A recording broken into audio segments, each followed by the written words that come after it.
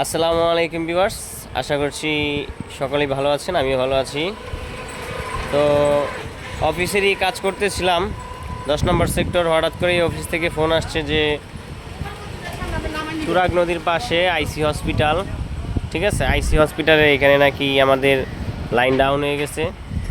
এখানে অনেকগুলো line down, এর জন্য এখানে চলে আসলাম।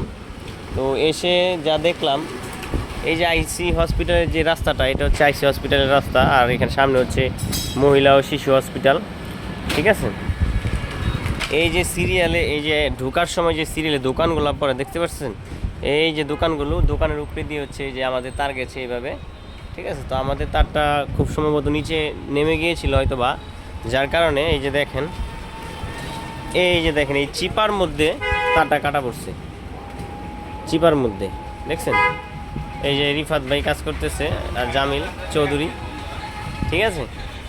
এই দেখেন, আর তারটা আমরা কাটা পাইছি যেখানে, সেটা হচ্ছে এই যে দোকানটার ভিতরে কাটা পাইছি। ওই যে দোকানের যে দেখতে পাচ্ছেন, যে পিছনে একটা গলি, ওইখানে তারটা কাটা পাইছি। যাই হোক, তারটা কাটা পাওয়ার পর আমরা এখন লাইনগুলো আপ করতেছি। আমাদের ফাইবার টিমের টেকনিশিয়ান সাহেব জোড়া দিচ্ছে। আই হোপ যে জোড়া দিলে পরে লাইনগুলো সাথে সাথে আপ হয়ে যাবে, ঠিক আছে। লাইন আপ হয়ে যাবে, লাইন আপ হয়ে গেলে আমরা এখান থেকে বিদায় নিব এবং চলে যাব। আর সামনে হচ্ছে তুরাগ নদী, মানে এই যেই নদীটা আছে সামনেই আছে, ওটাকে আসলে তুরাগ নদী বলা হয়। ওটা একটা খালের মতো লম্বা। যাই হোক, যারা কাজ করেন তারা খুবই সতর্কতার সহিত কাজ করবেন এবং সাবধানে কাজ করবেন, আর কাজ যত সুন্দর করে গুছিয়ে করা যায়, ঠিক আছে।